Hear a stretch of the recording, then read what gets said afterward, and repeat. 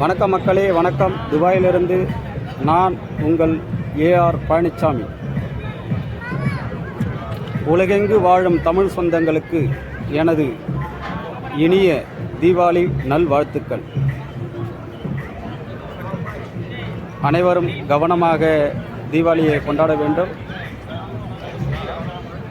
குழந்தைகள், பெரியவர்கள், இளைஞர்கள் எல்லாருமே வெடிகளை பார்த்து கவனமாக வெடிக்க வேண்டும். மீண்டும் ஒரு முறை எனது தீபாவளி நல்வாழ்த்துக்கள் அனைவருக்கும்.